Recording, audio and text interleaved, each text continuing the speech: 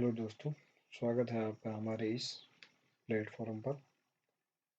आज देखिए मैं आपको बताने वाला हूँ कि स्क्रूटनी का फॉर्म किस प्रकार से भरा जाता है। तो ये आपके सामने मैंने खोल के रखा है SSOID का पोर्टल, जिसमें रिक्वायरमेंट का पोर्टल खोल के रखा है। तो आप SSOID खोलते हैं तो आपके सामने इस प्रकार से रिक्वायरमेंट का ऑप्शन खुलेगा। तो आपको सबसे पहले जाना है यहाँ पर पे आपको जो दिखाई दे रहा है माई रिक्वायरमेंट, इस ऑप्शन पर क्लिक करना है। जैसे ही आप माई रिक्वायरमेंट पर क्लिक करेंगे तो नेक्स्ट पेज खुल करके आएगा। वो इस प्रकार से होगा, जो आपके सामने इस प्रकार से आएगा। तो आपको यहाँ पर देखिए ऊपर ऊपर दिखाई दे रहा है applied requirement, edit, withdrawal application, admit card, objection, question objection, field question objection और detail from detail form cum scrutiny. तो आपको इस जो यहाँ पर स्क्रूटनी का फॉर्म दिखाई दे रहा है, इस पर आपको क्लिक करना है। तो जब आप इस डिटेल फॉर्म कम स्क्रूटनी पर क्लिक करेंगे तो आपको किस प्रकार से ये ऑप्शन दिखेगा। तो देखिए नेक्स्ट स्लाइड में आपको बताता हूँ किस प्रकार से आपके सामने ऑप्शन आएगा। आपको इस प्रकार से दिखेगा, class 4th direct requirement 2024 cloth force RSSP। तो आपको यहाँ पर जो अप्लाई का बटन दिख रहा है, इस पर आपको क्लिक करना है। जैसे आप अप्लाई पर क्लिक करेंगे तो देखिए किस प्रकार से आपके सामने डिटेल खुलेगी। जैसे ही आप अप्लाई पर क्लिक करेंगे तो आपके सामने इस प्रकार से ये आएगा। तो यहाँ पर जो टिक मार्क दिख रहा है वो आप यहाँ पर आपको टिक करके ओके पर क्लिक करना है। जैसे ही आप ओके पर क्लिक करेंगे तो एक पॉपअप और आपके सामने खुलेंगे। ये पॉपअप इस प्रकार से होगा। तो यहाँ देखिए आपको यहाँ पर जो नीचे लिंक दिख रही है उस पर एक बार क्लिक करना है। एक बार क्लिक करेंगे तो आपके सामने नोटिफिकेशन खुलेगा। वो नोटिफिकेशन आपको ध्यानपूर्वक पढ़ना है।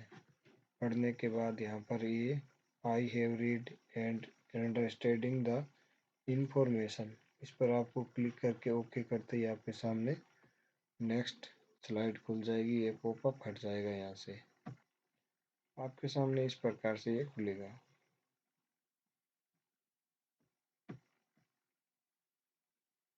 यह है बेसिक डिटेल देखिए आपको इसके प्रकार से भरनी है। यहाँ पर रोल नंबर भरे आएंगे, यहाँ पर आवेदक पत्र क्रमांक संख्या अपना आप भरे आएंगे, यहाँ पर विज्ञापन संख्या भी भरी आएगी। पद कोड आपको कुछ भी नहीं भरना है। पद कोड जिसमें भरा जाता है जिसमें पद एक ही भर्ती में अलग अलग पद निकले हैं तो उसमें भरा जाता है। जैसे कि अभी लैब असिस्टेंट में भरे पद है तो उसमें जियोग्राफी के अलग है, साइंस के अलग है, तो उसमें पद क्रम भरे जाते हैं, इसमें नहीं भरे जाते 4th ग्रेड में। यहाँ पर देखिए विभाग का नाम आ गया है राजस्थान कर्मचारी चयन बोर्ड। नेक्स्ट है, यहाँ पर आएगा आवेदक का पूरा नाम। यहाँ पर पूरा नाम इंग्लिश में आए, यहाँ पर आएगा पता हिंदी में, पिता का नाम हिंदी में, यहाँ पर आएगा पिता का नाम इंग्लिश में, और यहाँ पर आएगा आवेदक का पूरा नाम अंग्रेजी में। सॉरी, यहाँ पर आएगा माता का नाम हिंदी में और यहाँ पर आएगा माता का नाम अंग्रेजी में। उसके बाद आएगा आवेदक की जन्म तिथि, यहाँ पर जन्म तिथि आएगी। यहाँ पर जो आयु है वो काउंट होकर के आ जाएगी। यहाँ पर ये नागरिकता कौन सी वो आएगी। यहाँ पर OBC नॉन क्रिमिनल श्रेणी से फॉर्म भरा है वो आएगी। यहाँ पर आपने जो भरा है वो खुल करके ऑटोमेटिक सामने आ जाएगी। यहाँ पर धर्म हिंदू हो गया, यहाँ पर वैवाहिक स्थिति ना हो गई यानी कि अनमेरिड है। यहाँ पर अगर विवाहित होता तो यहाँ पर पति का नाम होता और यहाँ पर विवाह दिनांक आती, विवाह स्थल आता, पंजीयन संख्या आती, पंजीयन स्थान आता, पंजीयन अधिकारी आता। यहाँ पर आपको मोबाइल नंबर अपना आप फिलअप हुए मिलेंगे और यहाँ पर ईमेल भी फिलअप हुई मिलेगी। यहाँ पर आपको आधार आईडी नंबर डालना है और यहाँ पर आपको आवेदक के मोबाइल नंबर डालना है।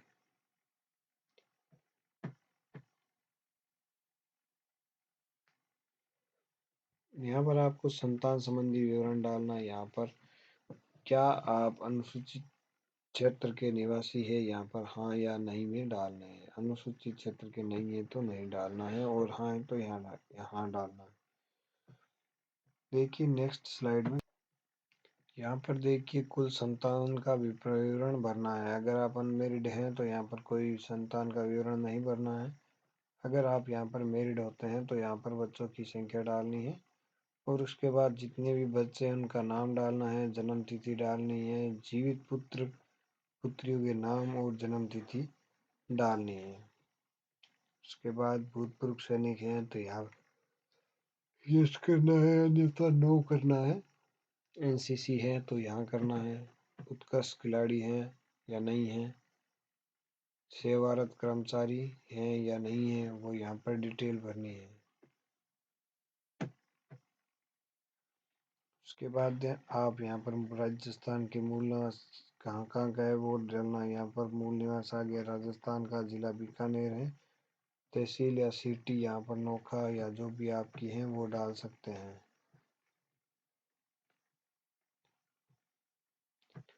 इतना भरने के बाद आपके सामने आएगा पत्राचार यानी कि पत्र व्यवहार का पता। जब आपको कभी डाक भेजनी पड़ती है तो आपको किस पते पर डाक भेजनी होगी, तो यहाँ पर आपको ये नाम एड्रेस फिलअप करना होता है। जो भी है वो ये एड्रेस फिलअप करना होता है। यहाँ पर प्रथम पंक्ति है, सेकंड पंक्ति है और तृतीय पंक्ति है। उसके बाद स्टेट है, जिला है, गांव या शहर है। उसके बाद पिन कोड नंबर है। उसके बाद स्थायी पता है। एक स्थायी और एक अस्थायी पता होगा। स्थायी पता में अगर आप जहाँ रह रहे हैं वहीं पर आपका स्थान है तो सेव होगा,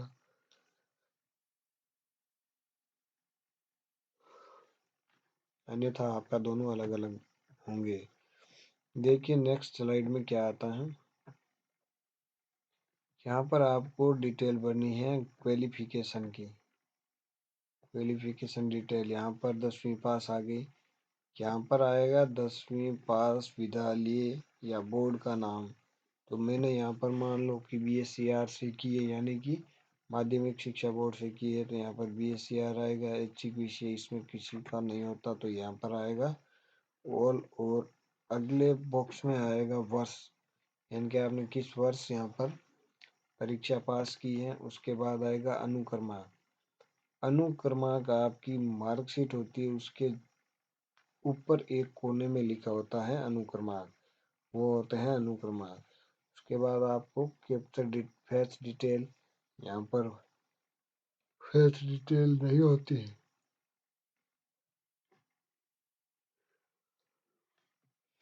उसके बाद यहाँ पर आपको परसेंटेज मिलेगा तो परसेंटेज यहाँ पर रहने देना। उसके बाद आपको मिलेगा कि मैक्सिमम नंबर कितने हैं। उसके बाद आपको ऑप्टन मार्क यानी कि आपको मार्क मिले कितने हैं। उसके बाद आपके आएंगे परसेंटेज। उसके बाद आपका आएगी जो डिटेल रिजल्ट जारी की तिथि होती है वो आएगी, कितने तारीख को रिजल्ट जारी हुआ है। उसके बाद आपको अगर 10वीं की मार्कशीट चढ़ानी है तो फ्रंट और बैक साइड दोनों को स्कैन करके आपको चढ़ानी होगी। इसी प्रकार ये 12वीं कक्षा की मार्कशीट चढ़ानी है, लगानी है। तो यहाँ पर देखिए लगाना होता है स्कूल नहीं, विश्वविद्यालय या बोर्ड का नाम। और यहाँ पर ऐच्छिक विषय है, मान लो कि मेरी हिंदी लिटरेचर, जियोग्राफी और हिस्ट्री सब्जेक्ट है तो मैंने यहाँ पर भर दिया। उसके बाद यहाँ पर पासिंग ईयर कौन सा है, यहाँ पर अनुक्रमांक फिर से जो मार्कशीट के ऊपर लिखे होते हैं वहाँ से ये अनुक्रमांक नंबर लिखने हैं। यहाँ पर फेस डाटा होगा नहीं तो आपको परसेंटेज भरना है। और उसमें कुल मार्क आएगा आपके 600 और नहीं सॉरी 500 और उसमें से आपके जितने प्राप्त किए हैं वो ऑप्टन मार्क में डालते हैं आपके सामने परसेंटेज आ जाएगा। और उसके बाद आएगा कि जारी रिजल्ट जो जारी होता है उसकी डेट आगे भरनी होती है। उसके बाद दोनों साइड से मार्कशीट स्कैन करके आपको अपलोड करनी होती हैं। उसके बाद आपके सामने आएगा बीए।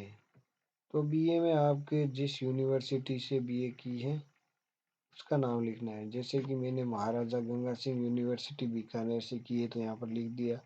उसके बाद जो भी ऐसी विषय हैं वो यहाँ पर लिख दिया। उसके बाद जो सन है वो यहाँ पे लिख दिया। उसके बाद अनुक्रमांक, इसमें जो आर नंबर लिखे होते हैं वो अनुक्रमांक यहाँ पर लिख देंगे। उसके बाद यहाँ पर कोई फेच डिटेल होगी नहीं तो यहाँ पर परसेंटेज भर के फिर बीए के 1800 में से आपको कितने अंक मिले हैं वो वहाँ से लिखना है। क्योंकि आप सब दोस्तों ध्यान रखें यूनिवर्सिटी के अलग अलग प्राप्तांक और कुल मार्क हो सकते हैं तो आप इसी के अनुसार भरना है।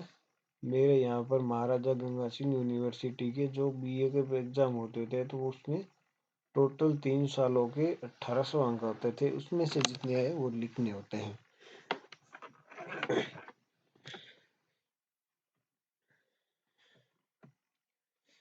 फिर देखिए आपके सामने आगे क्या आता है। आपने अगर कुछ अलग किया है तो यहाँ पर भर सकते हैं, अन्यथा आप जो इस में देख के यहाँ पर लगाया है जो आर्टिफिशियल होती है वो तो मैंने यहाँ पर लगा दिया, Rajasthan state certificate in information technology. उसके बाद यहाँ पर आर्टिफिशियल आ गया। यहाँ पर देखिए क्या आएगा, यहाँ पर आएगा वर्ष किस वर्ष में पास किए, यहाँ पर आ जाएगा जो नंबर लगाना है लर्नर नंबर लगा सकते हैं यहाँ पर। उसके बाद फेच डाटा होगा। उसके बाद आएगा परसेंटेज। फिर वर्धमान महावीर ओपन यूनिवर्सिटी में कितने अंकों का पेपर होता है तो टोटल 100 अंकों का पेपर होता है, उसमें से आपने कितने प्राप्त किए। जैसे कि मान ले मैंने 58 अंक अर्जित किए हैं तो आपको 100 में से ऑप्टन मार्क 58 करते ही 58% आ जाएगा। फिर उसके बाद मार्कशीट स्कैन करके आपको अपलोड करनी होगी। जैसे ही आप अपलोड कर देंगे तो देखिए आगे क्या आता है। तो आपको यहाँ पर शिक्षा संबंधी प्रमाण पत्र या आपको कुछ नहीं करना है। इंटर्नशिप यदि लागू हो तो यह भी नहीं करना है। रजिस्ट्रेशन विवरण यह भी नहीं करना है। यदि आपको कभी अयोग्य द्वारा या पदच्युत ब्लैकलिस्टेड वर्जित किए गए हैं तो परीक्षा केंद्र का नाम वर्ष और उसका कारण उल्लेख करें। ये भी नहीं है तो आपको यहाँ पे छोड़ देना है। उसके बाद आगे आता है एक्सपीरियंस। पद हेतु आवश्यक अनुभव प्रमाण पत्र। यदि उक्त पद हेतु विज्ञप्ति में कोई अनुभव प्रमाण पत्र हो तो यहाँ पर अगर आपके पास अनुभव प्रमाण पत्र है तो आप लगा सकते हो, अन्यथा यह कंपलसरी नहीं है। जिसके ऊपर रेड मार्क है वही कंपलसरी है, अन्यथा कोई कंपलसरी नहीं है। तो देखिए जस्ट अगला भाग आ रहा है, वह है पद हेतु आवश्यक अनुभव प्रमाण पत्र। उक्त पद हेतु विज्ञान में कोई अनुभव प्रमाण पत्र हो तो यहाँ पर अगर आपके पास कोई अनुभव प्रमाण पत्र है तो आप लगा सकते हो। उसके बाद आपके सामने इस प्रकार से अतिरिक्त सूचना भी आप भर सकते हो। इसके अलावा देखिए आगे क्या आता है। तो आप इसमें यदि आपने कोई विशेष योग्यता अनुभव पुरस्कार पदक विजय चिन्ह प्राप्त किया है जो कि इस पद चयन में सहायक हो तो वो पूर्ण विवरण दे। यदि आपने ऐसा कोई शोध किया हो या आपकी पुस्तक या शोध पत्र प्रकाशित हो जो कि इस पद में चयनित सहायक हो तो पूरा विवरण दीजिए, पूर्ण विवरण दीजिए। अब देखिए नेक्स्ट स्लाइड क्या है। नेक्स्ट स्लाइड है, यहाँ पर आपको आइडेंटिफिकेशन एंड इंक्लूजर यानी कि आपको यहाँ पर photo signature and body mark लगाने हैं। उसके बाद देखिए क्या आता है। नेक्स्ट करते ही आपके सामने आएगा इस प्रकार से है तो आपको यहाँ पर देखिए कितनी ध्यान से भरना है। तो यहाँ पर भरना है अभ्यर्थी की अनिवार्य शैक्षणिक योग्यता विज्ञप्ति में निर्धारित योग्यता के सर्वथा अनुरूप हैं या उससे भिन्न किंतु समकक्ष हैं, तो आपको यहाँ पर यस करना है। इसके बाद आ गया अभ्यर्थी ने आवेदन की तिथि,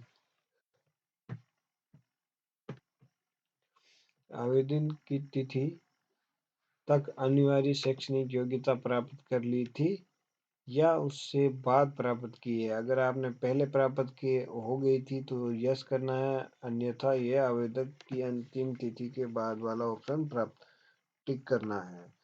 तीसरा पॉइंट है, यदि अभ्यर्थी द्वारा आवेदक के समय अनिवार्य शैक्षणिक योग्यता में उत्तीर्णता प्राप्त नहीं की थी, तो क्या अभ्यर्थी आवेदक की तिथि तक उस परीक्षा में अंतिम वर्ष की पाठ्यक्रम की परीक्षा में सम्मिलित हो चुका हो, तो ये भी नहीं है। उसके बाद आएगा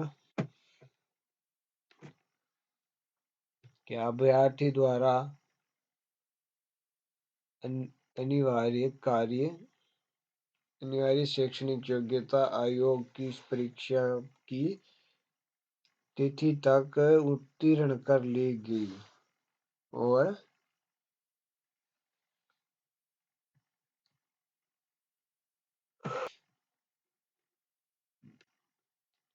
यहाँ पर आपको ना करना है। और फिर देखिए अगले पेज में क्या आता है, तो यहाँ पर भी देखिए श्रेणी वाला पे अगर आप हैं तो यस करें, अन्यथा नो करें। ये टिक आपको देख करके ध्यानपूर्वक यस और नो का ऑप्शन पर क्लिक करना है। तो मैंने यहाँ पर यस यस और नो नो किया है, तो यहाँ पर देखिए आएगा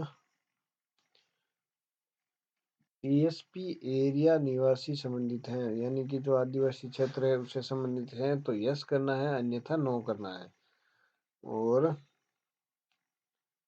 यदि अभ्यर्थी आरक्षित श्रेणी का हो किंतु उसका जन्म राज्य के बाहर हुआ है और राज्य उसने अपने मूल राज्य में भी उसे आरक्षित श्रेणी में ही शादी के रूप में प्रस्तुत किया है, ये भरने के बाद आपको मिलेगा आगे, यदि परीक्षा में कोई अनुभव संबंधी योग्यता निर्धारित है तो अभ्यर्थी ने उसका अर्जन शैक्षणिक योग्यता के उपरांत किया किंतु उसका पूर्व था।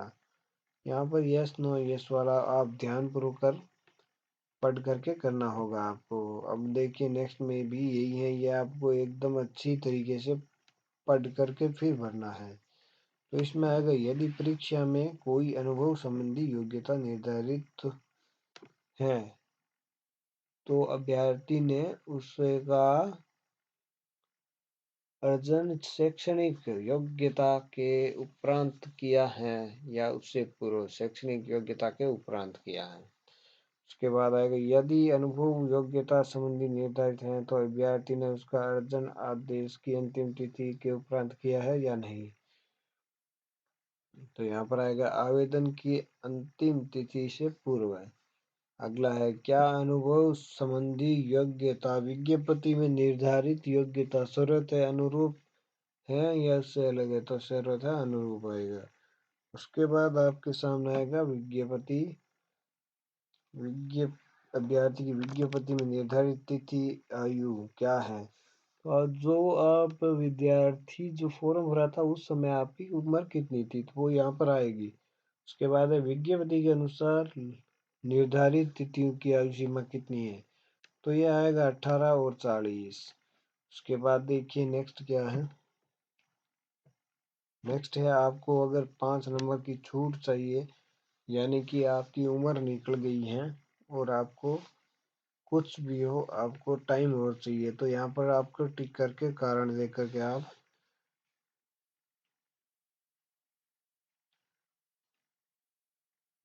विधवा एवं विभिन्न विवाह परित्यक्ता, ये आप इसमें आयु की टिक करके आप छूट ले सकते हैं किसी भी प्रकार से। अब है इसमें आगे, इस इस सेवा के किसी पद या स्थायी नियुक्ति, ये आपको एक भी नहीं भरना है। उसके बाद देखिए आगामी में क्या आता है, आगामी में है क्वालिफिकेशन ऑफ डिटेल्स। यहाँ पर आपको उपाधि प्रमाण पत्र मैट्रिक कागज, तो यहाँ पर आपको जो जारी क्रमांक है वो यहाँ पर लिखना है और यहाँ पर जो डेट है वो लिखनी है।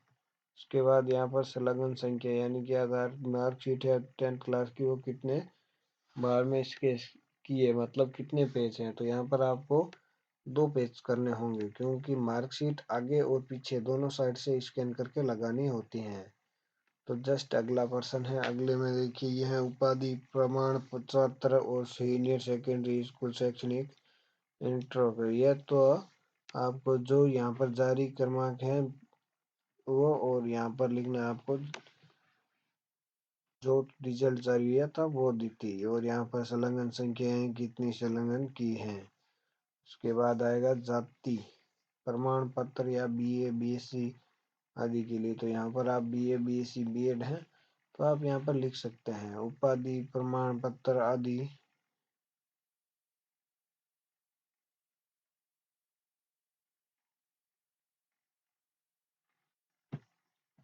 अब देखिए अगला प्रश्न क्या है, यहाँ पर आपको दोस्तों समझ में आया क्या क्या करना है। यहाँ पर देखिए उसके बाद आता है अधिक प्रमाण पत्र एवं, यहाँ पर देखिए यहाँ उपाधि है जो वहाँ पर लिखनी है, और यहाँ पर है चरित्र प्रमाण पत्र, तो यहाँ पर सीसी लगाना है। तो यहाँ पर आप इसका क्रम संख्या 01 लगा सकते हैं, और यहाँ पर डेट जब की बनी हुई है वो डाल करके यहाँ पर सब्जेक्ट को जो मार्कशीट आप देते हैं उनकी ऑफलाइन मार्कशीट को स्कैन करके ऑनलाइन करना होता है। तो आप इसी प्रकार मूल निवास का करते हो मान लीजिए, तो मूल निवास में आपको जो आप क्रोम डेटा चलाते हो क्रोम में फाइल, तो ये फाइल आपको यहाँ पर अपलोड नहीं मिलेगी, और आप मोजिला में चलाते हो तो आपको यहाँ पर फाइल मिल जाएगी चूज करने की। उसके बाद है अनापत्ति प्रमाण पत्र की आवश्यकता है नहीं।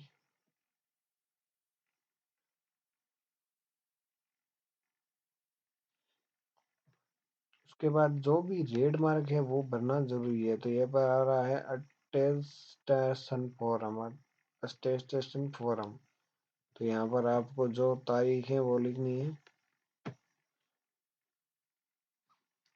और आगे यहाँ पर जो कॉपी की क्रमांक संख्या है वो लिखनी होती है। अगर आप पेन से बना कर लाते हैं तो उसमें 01 डाल सकते हैं। उसके बाद डेट डाल करके आप कितनी कॉपी में स्कैन करके आप लगा रहे हैं वो संख्या यहाँ पर डालनी है। फिर है बच्चों की घोषणा पत्र, यहाँ पर बच्चों की घोषणा पत्र के भी 01 लगा करके जिस डेट पर आपने स्टाम्प खरीद के लगाया है वो लगा सकते हैं। और इसके बाद है घोषणा से संबंधित, घोषणा से संबंधित है तो यहाँ पर घोषणा संबंधित आपको प्रूफ देने होंगे स्टाम्प पर लिख करके। उसके बाद दहेज निरोधी राजपत्रित अधिकारी यानी कि 2 सरकारी लेक्चरार होने चाहिए, उसके चरित्र पर साइन करके लगाया हुआ हो।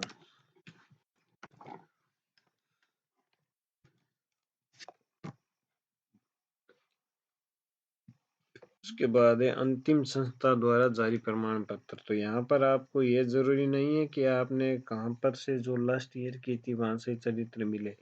विशेष करके ध्यान रखना कि एक तो जो प्राइवेट होते हैं उनको चरित्र नहीं मिलता, और दूसरी बात यह है कि ये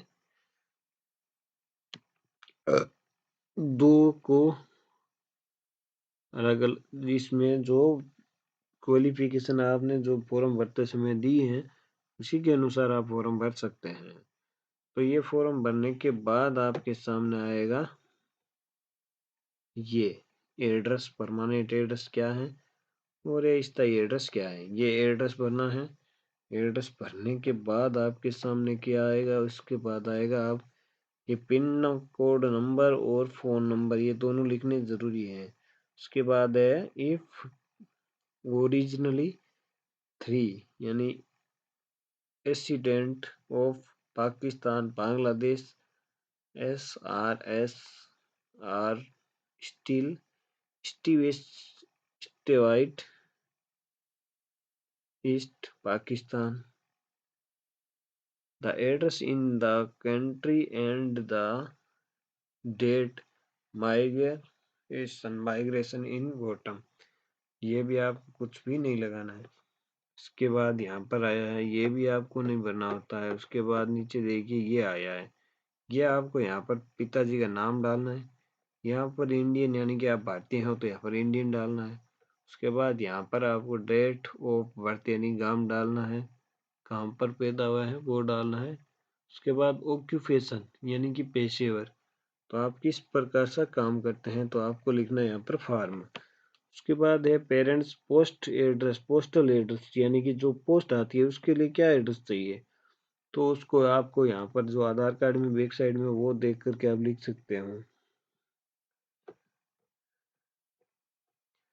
देखिए अगली स्लाइड में क्या है, information to be finished and और directorate in case there are studying in the foreign country, इनकी जो विदेश से आए हुए हैं उनको यहाँ पर लिखना है।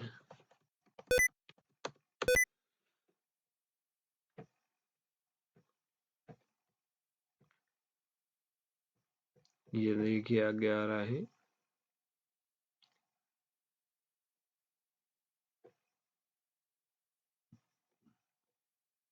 यहाँ पर देखिए आपको जो स्कूल का नाम है वो डालना है, यहाँ पर स्कूल का एड्रेस डालना है, यहाँ पर डायरेक्ट यानी डिस्ट्रिक्ट डालना है, उसके पिन ऑफ कॉलेज या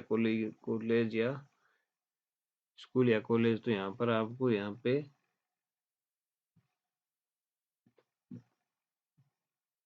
एड्रेस में यार है पिन नंबर डालना है। उसके बाद इंट्री यानी कि आपने जिस कक्षा के यहाँ पर डिटेल भर रहे हैं उस कक्षा में कब प्रवेश लिया और उसके बाद आपने कब कोर्स को समाप्त किया। उसके बाद आएगा एग्जामिनेशन पास यानी कौन सी क्लास आपने पास की है। तो नेक्स्ट आएगा आपके सामने, यहाँ पर लिख सकते हैं नेम में लिख सकते हैं जो भी आपने जिस स्थान से आपने 12वीं कक्षा को पास किया वो।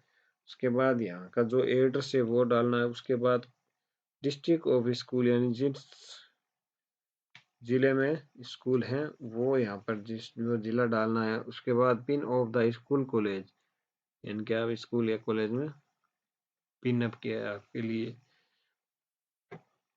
उसके बाद आपके सामने यह आया है, are you holding at the any time held in appointment under the central government state UIC government boy and एडमी ऑटोमेटिक माउस, ये भी नहीं भरना है आपको और ये भी आपको नहीं भरना है, ये आपको भरना है। हैज एंड FIR नेवर, ये आपको नहीं लगा सकते। तो ये आपको यहाँ पर ये आपको यहाँ यस और नो में उत्तर मांगेंगे, जो आपको यस और नो में उत्तर डालने हैं वो यहाँ पर अलग अलग ऊपर और नीचे वाला ऑप्शन भर सकते हैं। तो देखिए इसमें क्या करना है, इसमें भी आपको अच्छी तरीके से पढ़ करके आपको गोली लेनी है। उसके बाद है आपके सामने आया है नेम ऑफ फर्स्ट पर्सन, यहाँ की जो अटेस्टेशन फॉर्म होता है उसमें 2 साइन होते हैं, 2 साइन में से एक का यहाँ पर नाम लिखना है और यहाँ पर सेकंड का यहाँ पर नाम लिखना है। उसके बाद आपको देखिए सेव एंड नेक्स्ट करना है। जैसे ही सेव एंड नेक्स्ट करते हैं तो उसके बाद क्या होता है देखते रहिए। ये भैया यहाँ पर हो गया पूरा। तो अब देखिए आपको क्या करना है, ये फॉर्म भरने के बाद देखिए अभी तक कोई प्रक्रिया शुरू हुई नहीं है और उसके बाद क्या होता है आप इस वीडियो में देखिए। और आपको अगर वीडियो पसंद आता है तो लाइक करें, शेयर करें एंड सब्सक्राइब करें और ज़्यादा से ज़्यादा कमेंट करें। धन्यवाद।